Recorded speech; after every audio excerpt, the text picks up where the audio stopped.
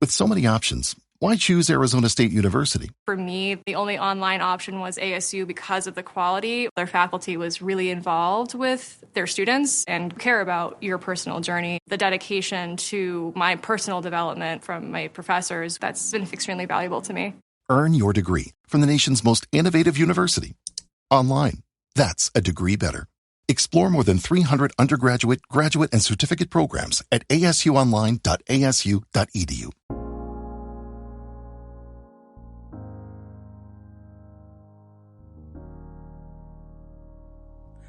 Hoy es viernes 28 de enero de 2022. Mi pareja lleva 7 días encerrada en casa, viendo películas listadas en un Excel casi sin parar. Consume cine sin prejuicios, a discreción, y piensa lo que ve muy de cerca, a quemarropa, diríamos. Dos de mis amistades más cercanas llevan semanas igual, saliendo del trabajo y viendo películas anotadas en un Excel como si no hubiera un mañana. Yo, de momento, les admiro desde una distancia prudencial. No entiendo muy bien lo que hacen, es verdad, pero creo que ya debería saberlo, así que pregunto más bien poco.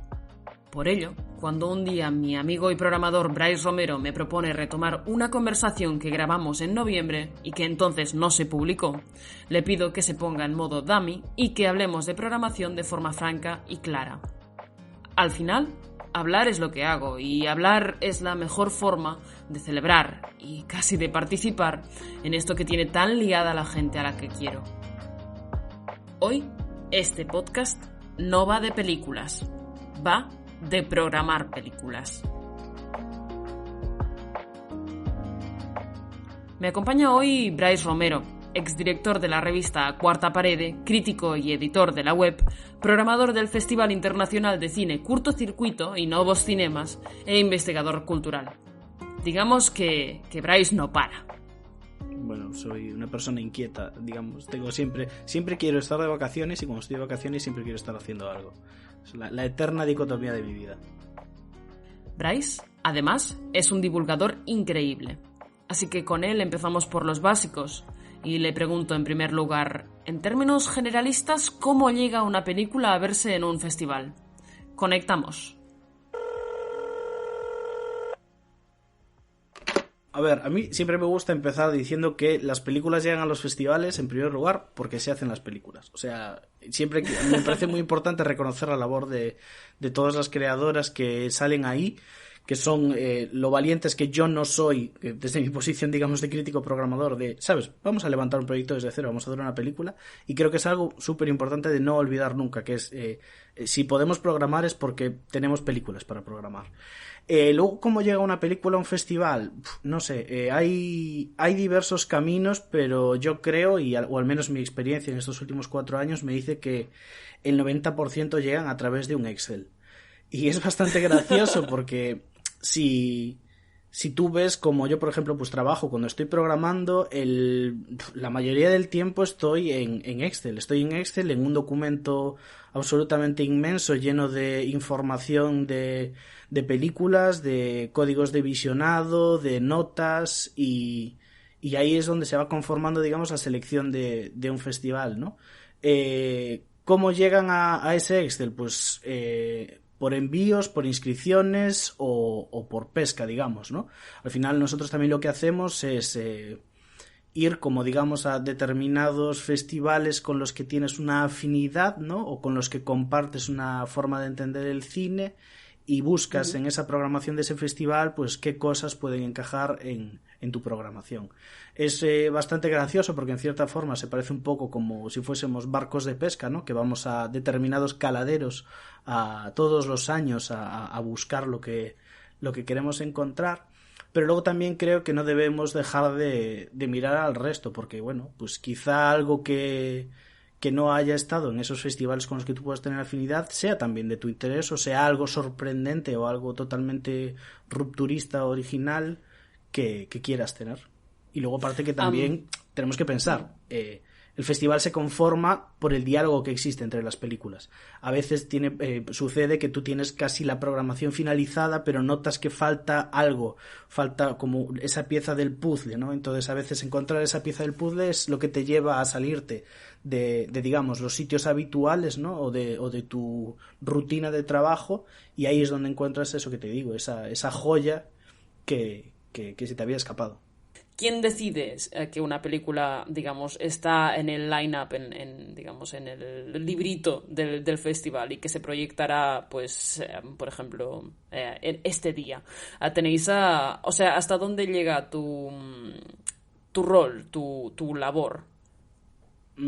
A ver, todas estas decisiones al final se toman en diferentes reuniones en el equipo de programación, tanto del Festival Nuevos Cinemas donde yo trabajo como en Cortocircuito. Sí que es cierto que lo que se hace primero es la selección de películas, ¿no? Y a la vez que se va haciendo ya esa selección de películas, ya vas viendo esas líneas que conectan una película con otra, tu intuición, porque al final este es un trabajo muy intuitivo. A veces me gusta pensar que te tienes que dejar llevar por lo que a ti te está generando, o por tu intuición, tu emoción o tu estómago, digamos, para poner una película con otra. Y una vez está hecha esa selección, entonces es cuando pasamos, digamos, como a la parte más de parrilla, ¿no? Pues vamos a tener una sesión un lunes a las 8 de la tarde, pensar qué tipo de público tenemos ese día, qué día del festival es el primer día, es el cuarto día, y entonces ahí configuras un poco la selección de películas, cuál es la primera, cuál es la segunda. Es muy complicado de explicar porque creo que no es una ciencia exacta, ¿no? Es decir, pues seguimos estos criterios por A, B y C. Es una cosa que realmente depende tanto de las películas que tengas, que un año puede ser algo puramente intuitivo, sencillo, y otros puede ser un quebradero de cabeza increíble. Ya. ¿Y qué diferencia? Esto es pura ignorancia, ¿eh? ¿Qué diferencia hay entre la dirección de un festival y la programación de un festival? ¿Es cuestión de jerarquía solo? Es una pregunta interesante porque se la haces a alguien que es programador y no director. Ajá. Entonces voy a barrer para casa, ¿no? A ver, no, sí, evidentemente sí que hay diferencias. Sobre todo, igual no tanto una dirección, prefiero compararlo con una dirección artística, porque al final es lo que está más cerca, ¿no? Que una dirección ejecutiva, digamos. Entonces, por suerte, en los lugares donde yo trabajo, es una cuestión jerárquica, pero tampoco, digamos, dictatorial. Es un proceso más horizontal de discusión y construcción, y no tanto, digamos, como si fuera ir a la oficina de alguien a presentar una idea y que te diga sí o no. Entonces, se diferencian, sí, pero también supongo que por las partes de las áreas. Yo programo todas las secciones de los festivales en los que trabajo, y en otros festivales hay programadores que se dedican solo pues a una sección concreta. Entonces, claro, mi visión es más cercana a una dirección artística de lo que podría ser si solo programase una sección concreta. Ya, vale, es cuestión también de alcance, entiendo. Realmente me resulta muy extraño preguntarte cosas que son tan básicas o que te pueden parecer tan básicas, porque de verdad creo que son aspectos que se han dado por sabidos de alguna forma dentro de la cinefilia y que no se tratan, o por lo menos yo no he tenido la oportunidad de tratar correctamente, ¿no? Has hablado antes de unas ciertas líneas de programación, ¿no? Como un cierto hilo que ata a las películas que se van programando. Me encanta la metáfora para empezar. O sea, este hilo que teje el festival o una sección o digamos el ámbito que toque. ¿Tú crees que este hilo se teje de cero o que hay algunos patrones quizás que se siguen? ¿Qué intuiciones tienes? Me interesa que hables desde el estómago, ¿eh? O sea, evidentemente estamos elucubrando y estamos casi, te diría, jugando, así que por favor, si te encuentras que mi metáfora es errónea o lo que sea, también dilo, porfa. No, y de hecho, bueno, tú me conoces y sabes que yo casi siempre hablo desde el estómago, o sea, igual quizás uno de mis problemas es no hablarlo más desde el cerebro. A ver, estos hilos, hay digamos dos momentos en que aparecen. Estaría el momento de programación propia, ¿no? del festival, de selección de las películas y conformar la parrilla, ¿no? Que es, digamos que la dirección artística, ¿ves? Aquí volvemos al tema anterior, ¿no? La dirección artística marca como esas líneas del tipo de festival que tenemos. Pues es un festival más interdisciplinar, es un festival que apuesta por hablar del colonialismo, es un festival que apuesta por hablar de, no sé, imagínate, el cine de acción, ¿no? Y digamos que esos al final pues son criterios que a la hora de programar pues digas, esta película me encanta, me parece increíble, pero no encaja no encaja o en esta sección, o no encaja incluso en esta edición, o no encaja en el festival. Es algo que sucede habitualmente. Hay que diferenciar, digamos, los gustos de los criterios de programación, y no creo que sea nada malo, pero una película puede ser mala en forma, pero buena en el sentido del debate que abre. Eso es algo buenísimo en una película. Yo siempre digo que el mayor defecto que puede haber es la indiferencia. O sea, poner una película que no genere absolutamente nada, que sea como si pues no hubiese estado, eso es un palo como programador. Pero programar una película que después genera un debate, pues porque el espectador se distancia muchísimo con la película y vehementemente la discute o la cuestiona, eso es algo bueno, porque genera ese espacio de debate, de diálogo, de discusión, que creo que es lo que debería hacer un festival de cine. Y lo puede hacer por lo malo, por la distancia, o por la afinidad. Entonces creo que en este sentido, creo que los extremos son buenos, y el punto intermedio es, que sería, digamos eso, la indiferencia, es terrible. Y cuando pasa es, pues algo muy, muy, muy malo. Y luego están otros hilos que a mí son los que más me gustan, y que sobre todo los detecto cuando voy como espectador a un festival, que es... Tú puedes generar un festival y pensar, pues mira, esta sesión dialoga bien con esta sesión, o esta película dialoga bien con esta película. Y luego viene alguien con la mirada totalmente nueva, ¿no? Digamos. Y entonces de repente dice, no, pero fíjate, esto conecta con esto y con esto porque habla de esto. Y entonces ahí es como, claro, te quedas sorprendido porque tú no lo has visto. Cuando te lo dicen, ves que es totalmente evidente que está ahí. Y yo no sé hasta qué punto eso es algo que programas subconscientemente, o que ojalá sea así, que es algo involuntario. Es algo que surge porque está en el ojo del espectador. No estaba en ningún sitio. Ese espectador traía eso ya, digamos, como desde su casa, y entonces ahí como que hizo clic esta película con esta, y se tejió un hilo que no existía. Que me resulta interesante porque de alguna forma estamos hablando de dos tipos de espectadores diferentes. Aquí, en este caso, alguien que puede ver más de una película y puede hablar de alguna forma desde una visión más generalista de lo que puede ser el festival. No digo completista, porque creo que no hay nadie, o si lo hay, por favor, hacednoslo saber, pero creo que no hay nadie que se haya visto todas las películas de un festival, por lo menos como público, ¿no? Y a la vez también hablamos de un espectador que puede venir a ver una película y ya está, ¿no? Sí, en claro. este sentido casi... No, disculpa. No, que claro, evidentemente. Por eso también creo que es importante que a la hora de programar no se programe solo para... Porque a veces puedes tender a programar para quien viene a todo, ¿no? En plan, programar para esa persona fiel que está dispuesta a pegarse pues un atracón de 4 sesiones al día, y al día siguiente otras 4. Pero también es importante esa persona que viene a una sesión y se marcha.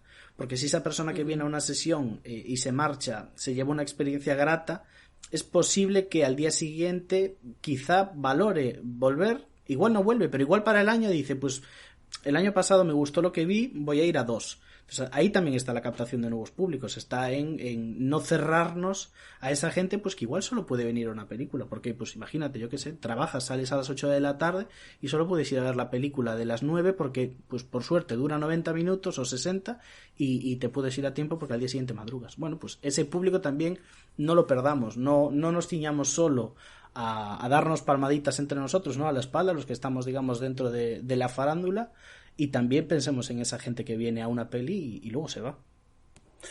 Ahora acabas de recordarme un debate que yo tuve hace no mucho tiempo acerca de el nuevo público senior, ¿no? Y cómo de alguna forma se ha dejado de lado toda esta tercera edad que tiene el tiempo y tiene los recursos para asistir a festivales de cine locales de pelis muy raras, pelis muy muy raras, y que realmente te das cuenta de que es capaz, o quizás es lo más parecido a un crítico de cine, ¿no? que encuentras en festivales locales, ¿no? Claro, más allá de lo que es Barcelona. Hay, por ejemplo, en Coruña, en la Filmoteca de Galicia, en el CEGAI, sucede algo que es precioso, de verdad, que es que hay como un grupo de personas mayores que van todos los días al CEGAI. O sea, es absolutamente increíble. Yo he visto Libertad de Albert Serra, por ejemplo, en el CEGAI, que es una película que, como sabréis, es explícita, se le queda corto, ¿no?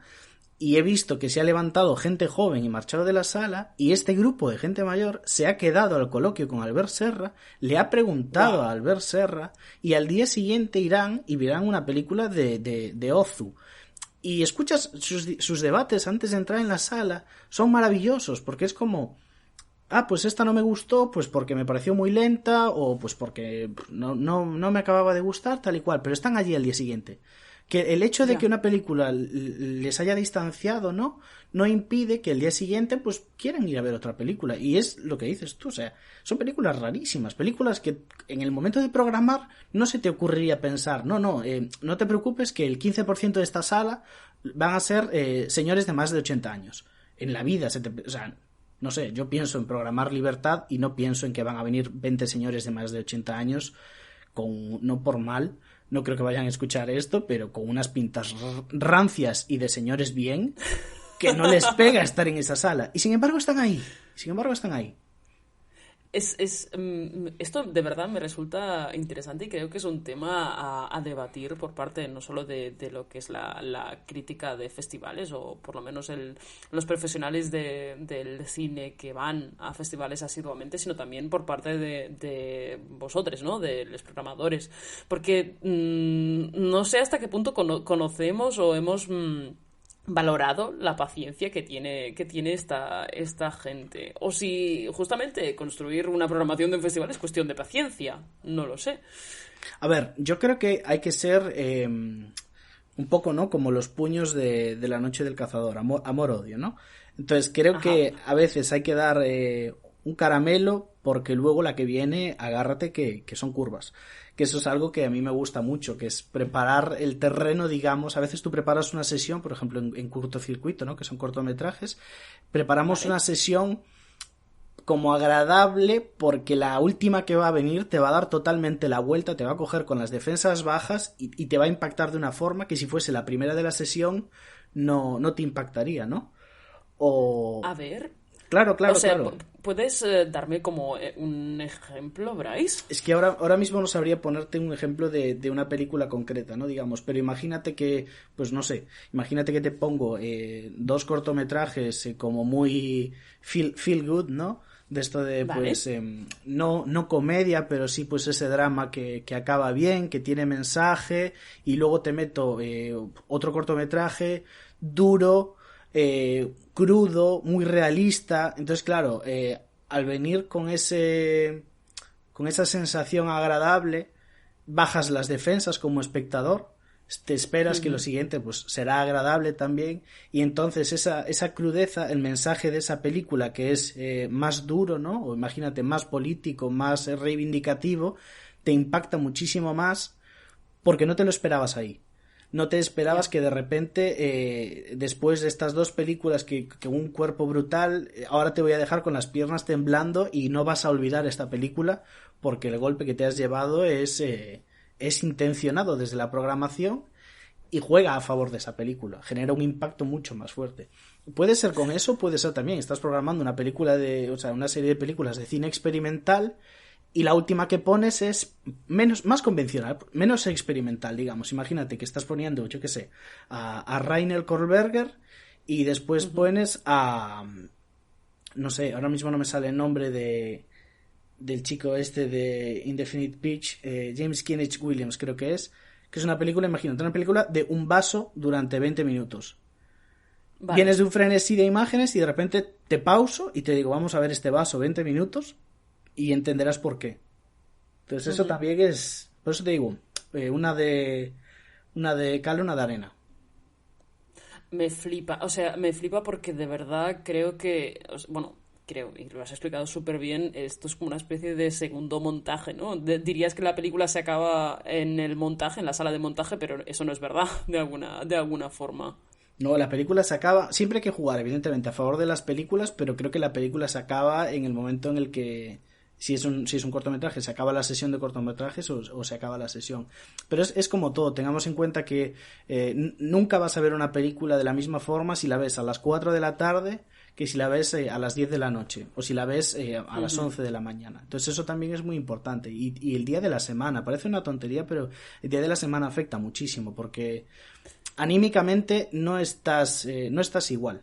Y es totalmente normal. Y esto es algo que desde la programación se sabe y se estudia y se programa también en función de eso. Pues yo qué sé, sabes que el sábado quieres que la gente al final se lo pase bien, entonces evidentemente pues no vas a poner estas películas durísimas un sábado para que la gente se vaya a las 9 a casa a llorar, ¿sabes? No vas a poner Amor de Haneke el sábado a las 9 y luego un concierto, porque entonces es que en un concierto, claro, la gente va a estar hecha polvo, no puedes hacer eso. Ya. Entonces tienes que llevarlo a otra franja. Porque esto también puede funcionar de alguna forma en formato online. ¿Cómo controlas la programación de un festival que, por ejemplo, se va a Filmin directamente? Claro, es que eso es totalmente diferente. Es muy bueno y es una experiencia, pero es una experiencia diferente. La gente puede hacerse al final un festival personalizado en casa. Ahí a mí, por ejemplo, lo que me gusta es proponer itinerarios a la gente. No puedes controlar a qué hora van a ver qué película, pero sí que puedes sugerir un itinerario, ¿no? Pues si estás interesado en, imagínate, el expolio de España en América Latina, puedes verte esta película y esta película. Vale. Que es algo que, por ejemplo, Filmin propiamente, desde ellos mismos, su línea editorial lo hacen súper bien, es juntar películas muy dispares en temas como muy de actualidad, ¿no? Y claro, es una experiencia diferente. No es que sea mejor o sea peor, pero es una experiencia diferente. Sí que es cierto que pierdes todo pues todo esto que se genera en la sala, ¿no? Todo este murmullo, digamos, murmullo de silencio incluso, ¿no? De estar sentado pues en un teatro, en un cine, en silencio, viviendo esas 3 películas pues con 60 personas más. Ya, entiendo. De todas formas, sí es verdad que desde la escritura de cine justamente se puede ayudar en este sentido. Por lo que sé y por lo que hemos comentado, veo que pues esto, los textos críticos de alguna forma o los textos de prescripción cultural y lo que es el festival se retroalimentan mutuamente y de forma bastante evidente. Sí que me gustaría hablar contigo de un aspecto que puede ser conflictivo, problemático, llámalo como quieras, que es el fenómeno del bloqueo de películas. El bloqueo de películas por parte de unos festivales para con otros. ¿Nos puedes explicar más o menos de qué se trata este bloqueo? A ver, yo en primer lugar decir que hablo desde la experiencia de festivales que no son clase A. Entonces la experiencia de estos bloqueos es totalmente diferente. Digamos que los bloqueos de películas, hablando claro, sería cuando un festival exige el estreno y no permite que pueda ir a un festival que se celebra en fechas antes porque ellos quieren tener el estreno en donde sea, en Europa, en España, en el mundo, lo que sea. Es muy frustrante a la hora de programar, sobre todo en las líneas en las que yo programo, que es lo que digo, no trabajo para festivales grandes, entonces es una forma de entender diferente, digamos. Es muy frustrante quedarse sin una película porque alguien exige un estreno, pero es más frustrante todavía cuando quien bloquea ese estreno es un festival que está, digamos, en la misma filosofía que tú. Cuando un festival, pues digamos, cuando te bloquea una película Locarno o Cannes o Venecia, bueno, pues puedes entenderlo porque al final pues son festivales muy grandes y que digamos que entre comillas, tienen que tener esos estrenos para mantener esa categoría y demás. Pero cuando quien te lo bloquea es un festival de tu mismo tamaño, digamos, ¿no? Es muy frustrante porque al final lo que estamos haciendo es jugar en contra de las películas. Creo que siempre desde la programación debemos jugar a favor de las películas. Siempre, o al menos yo, cuando programo una película porque quiero que esa película sea vista por cuanta más gente mejor, que genere mucho debate, que la gente nunca olvide esa película y que sigan con ella ahí pues grabada en la cabeza. Entonces nunca, si alguien me dijese, pues la quiero poner en mi festival que va una semana antes, pues adelante, no hay ningún tipo de problema, mejor, más gente la verá. Y probablemente habrá gente a quien le hablen de esa película que no la haya visto y diga, pues puedo ir a este festival donde vuelven a poner esa película. Entonces, es eso. Por un lado, muy frustrante. ¿Qué pasa? Que luego, a nivel financiación de un festival, sí que es cierto que en muchas convocatorias de ayudas públicas exigen tener X estrenos mínimo, ¿no? Por ejemplo, Vale. Agadic, que digamos sería como la institución gallega que da las ayudas al audiovisual. En las ayudas a festivales se exige tener, no recuerdo ahora mismo, pero creo que son mínimo 3 estrenos gallegos ese año. Claro, entonces a mí ahí me surge una pregunta que me encantaría que me contestase quien sea que haya hecho esa convocatoria, que es, ¿y si es un año muy malo para el cine y todas las películas son malas? ¿Tengo que programarlas igual para poder tener una financiación pública? ¿Y si no hay ninguna película que estrenar? Porque puede pasar. Ya. Entonces, claro, es un absurdo pensar que la convocatoria se haga así cuando un pequeño cambio de concepción, como decir, pues en las últimas 3 ediciones tienes que tener tanto hecho, ¿sabes? Pero es el acumulativo de 3 ediciones. Entonces, porque claro, una edición puede ser que tengas 6 estrenos gallegos porque pues fue un año brutal, y en otro año puedes que no tengas ninguna, y no es culpa del festival, es una situación, es que no es culpa de nadie, pues no sé. Y creo que eso es también parte de esa autocrítica que no se hace, ¿no? Es como todo el tiempo estamos como intentando medir en hits, en impactos, en números, y a veces es en plan, pues que para llegar a esos números lo que he tenido que tragar. Y entonces, ¿realmente compensa? Yo personalmente considero que no. Entiendo. Y realmente esto es lo que genera, o es uno de los factores que generan esta competencia, casi diría desleal entre festivales, quizás. Sí, claro, porque evidentemente esto al final genera una dinámica en la que, digamos, si tú a mí me bloqueaste esta película hace 2 años, pues este año te la bloqueo yo a ti. Entonces, claro, llevarlo a un nivel de pelea de patio de colegio que es ridículo. Estamos pensando, tenemos que jugar a favor de las películas, tenemos que jugar a favor de la cultura, de que esas películas se vean en cuantos más sitios mejor. No tenemos que ir ahí a ponernos palos en las ruedas porque tú ayer me hiciste esto y yo no me olvido. Es como muy, no sé, a mí me parece muy infantil. ¿Crees que podría, esto no lo sé, pero crees que podría como ejercerse algún tipo de presión para que la métrica de la que depende la ayuda a los festivales, por ejemplo, gallegos o catalanes mismo, para que la métrica fuese otra, o para que fuese más flexible, o para que, a ver, por lo que dices, es cuestión de saber conocer y saber analizar y saber olfatear, casi te diría, el panorama anual del cine que sea. No sé qué piensas al respecto. Yo, respecto al caso gallego, sí que sé que Proxecta, que es la asociación de festivales, digamos como sería el homólogo a pantalla en Galicia, sí que sé que ha estado intentando pues, que Agadic cambie esa forma de puntuar en las ayudas de una forma más realista o más a favor del cine.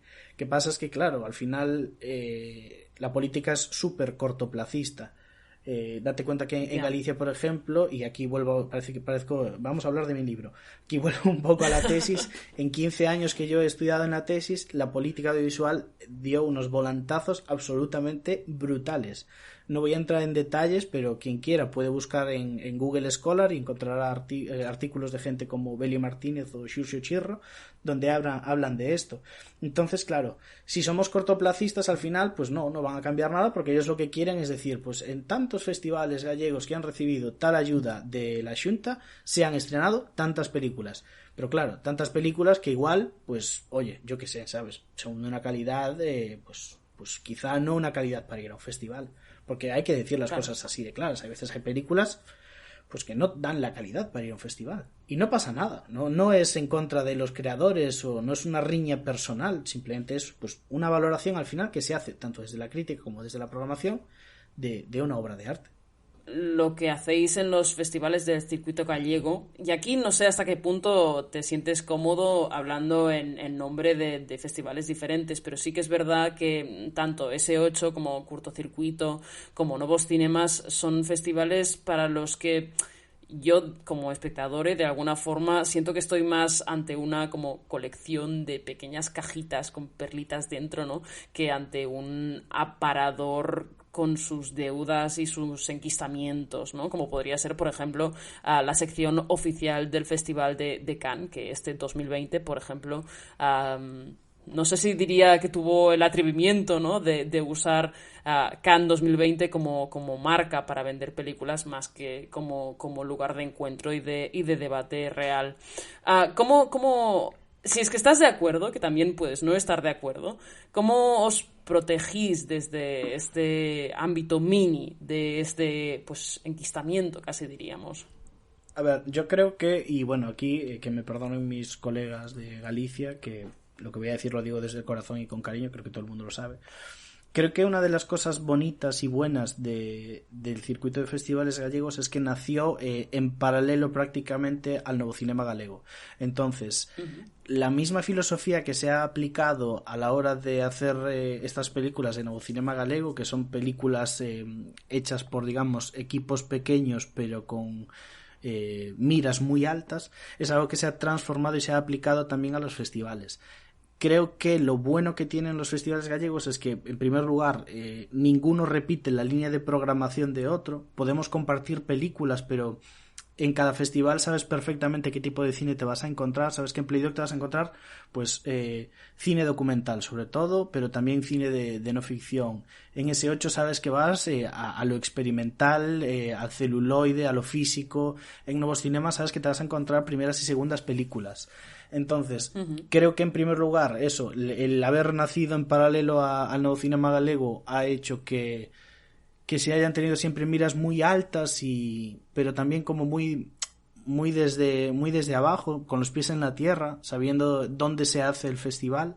Por ejemplo, es una verdadera gozada ir un viernes o un sábado a Playdoc porque todo TUI está en el festival. Es una verdadera locura la implicación que tiene TUI con Playdoc. Es una gozada de ver, de verdad, como amante del cine.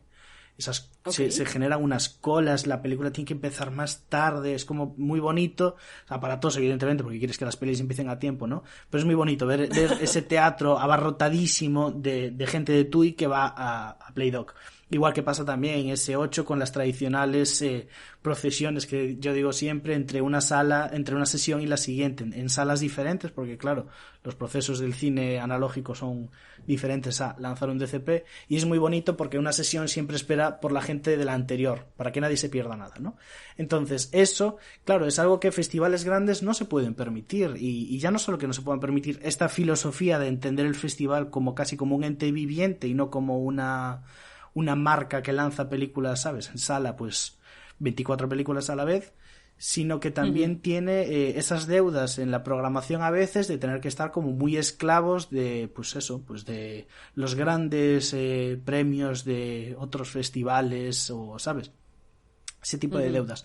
Pero no es algo que también pasa en Galicia. En Galicia, claro, en estos círculos, digamos, incluido el que podría ser esta propia grabación, esta propia conversación, hablamos de Playdoc, de Novos Cinemas, de Cortocircuito, de S8, pero no hablamos del Festival de Ourense. O no hablamos de Cine Europa. Porque esos festivales, digamos, sí que son más deudores de esa mentalidad de gran evento alfombra roja, ¿no? De esas deudas de, pues al final, pompa y boato, pero quizá poco riesgo a la hora de desarrollar un proyecto. Más ves hits que nada. Sí, sí, y sí que es cierto, por ejemplo, Cine Europa es un festival que lleva pues 34 años, creo que en Santiago. Fue el inicio del contacto con el cine de autor para una cantidad increíble de gente, porque no existía un cine en Santiago que ocupase ese hueco. Luego nació la Sala Numax, y entonces, claro, Cine Europa ahora está en un proceso de reinvención, ¿no? De recolocación, digamos, porque al final esa labor de difusión de películas de cine de autor en versión original ya la hace pues un cine, por suerte, durante todo el año, entonces como que tiene como que recolocarse. Y luego, por otro lado, está el Festival de Ourense, que, y aquí me voy a mojar y hablar desde el purísimo estómago, es la caspa absoluta. O sea, estamos hablando de un festival al que uno de los premios ha sido Enrique Cerezo este año. Y que me perdone Quique, voy a llamarle incluso, que no lo conozco, pero lo llamaría Quique, pero bueno, no sé, que un festival como el Festival de Ourense, que es creo que el segundo más antiguo de Galicia, con una financiación que no voy a hablar aquí, pero vamos, lleva más dinero público que casi todos el resto de festivales juntos, ya ustedes junten o sumen 1 más 1, pues hombre, que se lo haya dado Quique a Enrique Cerezo, pues es bastante lamentable. Por eso te digo, también hay... Al final en todas las casas se cuecen habas, pero por suerte nos interesan más las otras ollas, ¿no? Donde se cocinan. Es una cuestión de decisión, ¿no? Donde pones la lupa. También es verdad que al final todo es cuestión de agenda y ver qué es lo que nos interesa potenciar, y si a veces es mejor simplemente hablar de lo que va bien y de las iniciativas que puede haber, digamos, en los márgenes de nuestra, no sé, nuestro panorama o nuestro ecosistema cinéfilo embarrado de alguna forma a esto, a enquistarnos en criticar algo que, bueno, sabemos que quizás cueste más de cambiar o no, o quizá. En catalán diríamos quizá. Me resulta interesante porque de alguna forma dentro de lo que es el festivaleo mini, sí es verdad que hay una voluntad muy fuerte de volver a poner, o de poner de buenas a primeras un tipo de cine que es muy raro a disposición de un público que habitualmente no iría a verlo. Y aquí esto me devuelve de alguna forma, o bueno, no sé si estás de acuerdo, ¿eh? Sí que creo. A ver, pero creo que también que es como un poco combinar, ¿no? Combinar lo que sí que es quizá más accesible. Bueno, eso un poco lo que hablábamos antes. Al final, tú sabes que si quieres ir a algo que es que a ti te interesa muchísimo, que tú crees que tiene muchísima potencia, pero que no es tan accesible para pues el público, digamos, menos, no sé cómo decir, menos cinéfago, sabes que tienes que endulzarlo de cierta forma, o sea, no puedes llegar ahí a una sesión que la gente salga totalmente destrozada, luego otra en la que vuelvan a salir igual, porque entonces la gente, claro, se va a marchar, va a decir esto no es para mí, y al final eso se convierte en un nicho. Tampoco es bueno. Pero también es verdad que usas verbos de dirección, ¿no? Como si la gente fuera al cine pues motivada por su propia curiosidad, y esto me choca muchísimo en un contexto en el que habitualmente usaríamos verbos de atracción, ¿no? Es como estamos llamando al público a las salas. Creo que la dirección aquí importa, y creo que es diferente. Y esto de hecho me da para hablar de algo que a mí personalmente me preocupa muchísimo, y desde el más puro, ya no te diría estómago, te diría intestino, ¿no? Y es, o sea, ¿cómo hacemos de alguna forma que el público vaya a buscar las películas y no tener que estar como atrayéndolo?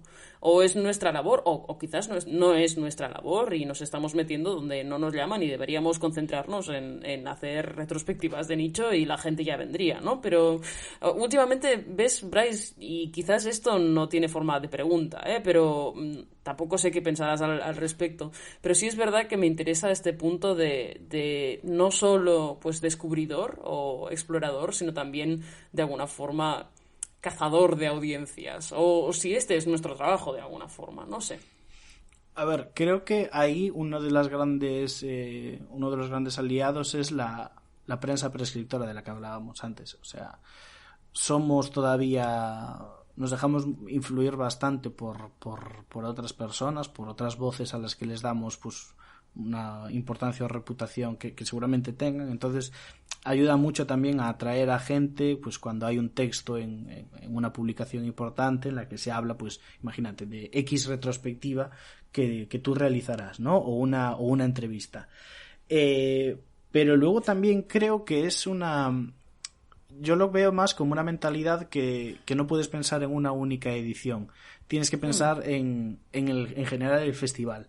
Tú quizá en una edición creas que no ha funcionado o que no has conseguido atraer a esa gente, pero quizá en la edición que viene esa gente vuelve por interés. Entonces quizá un año tu retrospectiva sea una persona mucho más conocida, ¿no? Uh-huh. Pero el año siguiente eso te permite, digamos, arriesgar un poco más. Y entonces ahí es un poco ya calibrar el público de cada lugar, porque al final el público es totalmente diferente, ¿no? Es un poco ahí, es tomar el pulso de la calle, ¿no? Esta expresión tan rancia del periodismo.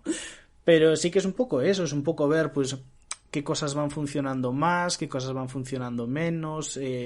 Creo que es importante estar...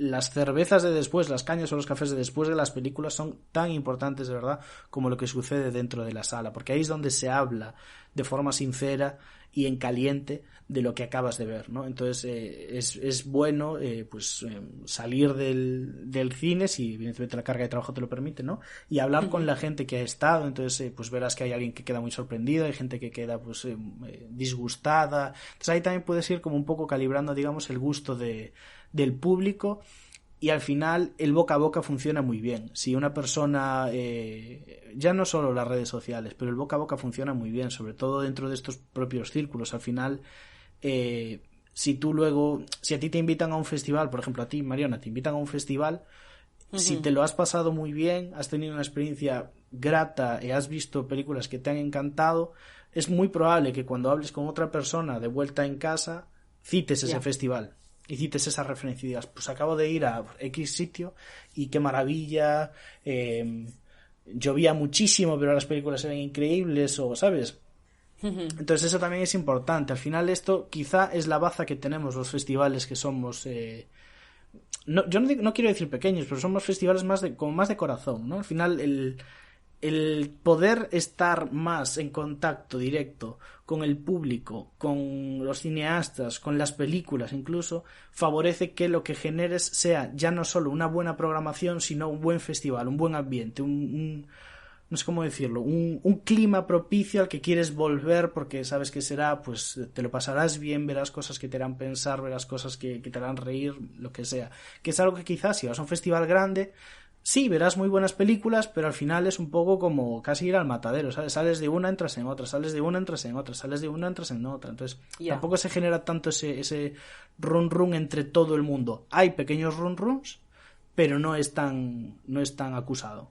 Sí, ahora mismo estaba pensando, por ejemplo, en Sitges del año pasado o el anterior. Creo que fue el anterior, digamos, toda digamos, la popularidad del Toro de Quentin Dupieux y sus mandíbulas. Eso fue bastante, no sé, nice. En inglés sería nice. De todas formas, sí que me interesa para quizás cambiar un poco la palestra donde estamos librando esta batalla constante para entender un poco cómo hablar al público, cómo apelar al público, cómo sentir el público. Creo que has usado palabras muy buenas, pero creo que además has introducido una idea que creo que es interesante, que es el cambiar la cuantificación de públicos por la calificación de públicos, ¿no? De alguna forma poner antes lo que se siente en un festival, casi como si el festival fuera un cuerpo, ¿no? Y antes prestar atención a, por ejemplo, la textura de alguna forma, o el frío en la piel, o de alguna forma cómo se siente, cómo puede percibirse el festival como tal, festival hablando de programación, más que si conseguimos llenar las salas de 15, de 50 o de 60 personas. Al fin y al cabo dialogan, evidentemente, pero creo que quizás pueda ser nuestra última puerta o nuestra puerta definitiva para ganarle el pulso a, por ejemplo, los grandes estrenos que se llevan todo el público a las salas. Evidentemente al público cinéfilo, pero también al gran público. No sé si tienes algún como pensamiento al respecto, opinión o así. Evidentemente esto me lo he sacado de la no sé, de la nada, pero yo qué sé. Yo creo que hay como... Yo, por ejemplo, si me permites llevarlo a lo personal, me rijo por dos principios fundamentales. El primero es evitar autoendiosarse, o sea, hablar con el público de tú a tú, aunque estés presentando la película más, ¿cómo decirlo?, más intelectual del universo, utilizar palabras llanas y ser una persona agradable y normal, y no esta gente que al final, en cuanto tiene un micrófono en la mano en una sala en la que hay pues 200 personas, empieza a utilizar, pues yo qué sé, una forma de hablar y de comunicarse que ya te genera como una distancia que luego no ayuda a que conectes con la película. Porque a mí esto es algo que me ha pasado muchísimas veces yendo a festivales, que veía una presentación de una película y decía, pero ¿por qué de repente vuelvo a estar en clase en la universidad? O sea, es que no lo entiendo. He venido aquí con la mente totalmente en blanco, preparado a lo que sea que me va a dar la pantalla, y ahora ya estoy como ahí un poco como a la defensiva, ¿no? Entonces creo que es importante siempre el tú a tú con el público, no pensar que somos ni mejores ni peores, somos gente que está poniéndole películas que nos gustan a gente a la que esperamos que le gusten. Eso por un lado. Y por otro lado, que sí que creo que es un poco a veces sembrar para recoger. A veces apuestas por un determinado tipo de cine que quizá es algo que, por ejemplo, ha pasado en Nuevos Cinemas. Nuevos Cinemas lleva 6 ediciones y el cambio que ha tenido Pontevedra hacia el festival es increíble. En la primera edición la gente era como un poco, bueno, sí, ponen películas, tal. Y en cambio en esta edición eran prácticamente lleno el teatro para ver la sección oficial, lo cual era increíble. O sea, estar poniendo pues una película como, no sé, Piccolo Corpo y ver el teatro prácticamente lleno de gente que viene, pues porque viene por la referencia de otros años, porque pues ha escuchado a alguien hablar de que ha ido a ver una película y le ha gustado. Entonces, tener ese teatro lleno para ver una primera película por la que pues tú tienes un cariño, ¿no? O crees que puede funcionar muy bien y demás, es algo increíble. Pero es que eso ha sucedido porque antes hubo 5 años de trabajo. Entonces es algo que tenemos que pensar, creo que siempre en progresivo, porque puede variar muchísimo. Al final, mira, ha llegado ahora una pandemia mundial y ha dilapidado y dinamitado y hecho totalmente inútiles todos estos estudios de cifras, porque, pues claro, limitaciones de aforo, ya no puedes hacer una contabilización realista. Claro que ibas a hacer un lleno. ¿Cómo no vas a hacer un lleno si tienes 20 butacas? O sea, es que esto pasa y ha pasado. Entonces, sí que hay ese rollo de sembrar y que a veces, pues, haces una programación con todo tu cariño, crees que va a funcionar perfecta por esto y por lo otro, y luego realmente ves que en público pues no genera tanto impacto, no tiene tanta fuerza, no vendiste tantas entradas, pero luego al año siguiente estás como un poco más desanimado y en cambio pues funciona mejor, y al año siguiente funciona todavía mejor, y al año siguiente funciona todavía mejor. Entonces va como cogiendo cuerpo. Entonces es como... Hay que dejar también las cosas que respiren. No podemos ser cortoplacistas. Tenemos que pensar digamos, no a lo grande, pero en lo grande, ¿no? O sea, pensar que el trabajo que hacemos no es para tener mañana ya los resultados, es para tenerlos, pues, igual dentro de 2 años. Ya, guau. Bryce, la verdad es que te estaba escuchando y soy pesado. ¿Me estabas escuchando? No, faltaría más. Justamente me he emocionado un poco porque sí es verdad que siempre miramos el cine muy a corto plazo, pero ostras, verlo crecer, pues esto como un organismo viviente, ¿no? Que pues se hincha y se deshincha y tiene su propio pulso y todo. Ya sé que ahora parezco una de estas personas que cogen el micro y vuelves a estar en la facultad, ¿eh? Pero a mí me emociona muchísimo. Yo creo que, a ver, yo no tengo más preguntas, pero si hay alguna cosa que te gustaría comentar y que no hemos tratado aquí, por favor te invito. Programa a mí, literal. Es que no sé, o sea, es que no... La verdad que habitualmente estoy de tu lado del micrófono, ¿no? O sea, haciendo las preguntas y escuchando atentamente, y es un poco raro para mí estar de este lado. No sé, yo lo que diría en general es que la gente tenga paciencia, de verdad. O sea, que no... El cine es muy importante, pero tampoco es tan importante. La vida va a seguir... La vida estaba ahí antes del cine y seguirá después del cine.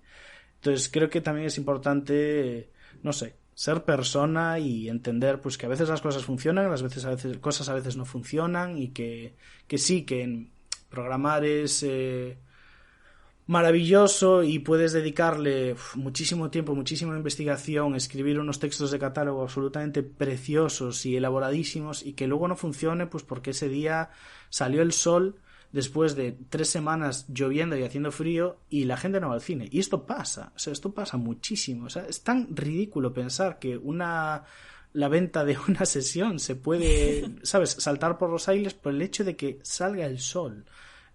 Pero pasa, es así. ¿Y por qué? Pues porque la vida tiene otros ritmos y otros caminos, y no pasa absolutamente nada. Creo que siempre hay que trabajar para la gente que va a la sala. Sean 4 personas, sean 400, es público. Son espectadores y hay que tratarlos pues igual de bien, con el mismo cariño. No cegarnos por los números de querer vender todo, porque a veces, y esto lo digo por experiencia, son sesiones muchísimo más bonitas las que suceden en una sala como Numax, con un cineasta y 10 espectadoras, con un coloquio que se alarga, con preguntas interesantísimas, donde ya ni siquiera estás ahí delante de la pantalla, sino como que se genera, la gente se levanta, se mueve, como que hay esa vida, ¿no?, dentro de la sala, y es mucho más interesante eso que un teatro de 200 personas en los que empiezas un coloquio y nadie quiere hacer ninguna pregunta porque, pues yo qué sé, es tarde y se quieren ir a casa. Entonces, a veces los números son muy, muy tramposos. Despido a Bryce y nos ponemos a hablar de lo nuestro. Hacía mucho que no compartíamos un rato y lo echaba de menos. Al colgar, hago check al objetivo de este podcast: aprender qué es la programación de un festival más allá de una parrilla de películas. Pero igual que Bryce reivindica la necesidad de formar una mirada diferente hacia los resultados de un programa, me planteo, ¿qué preguntas pueden nacer de lo que hoy se ha hablado aquí? Yo tengo un run run en mi estómago que de momento no logro calmar, aunque no sepa explicar bien qué es. Quizás cuando encuentre las preguntas adecuadas podamos emprender una nueva conversación que nos lleve a cualquier otra parte. Pero solo quizás. En todo caso, esto ha sido todo por hoy.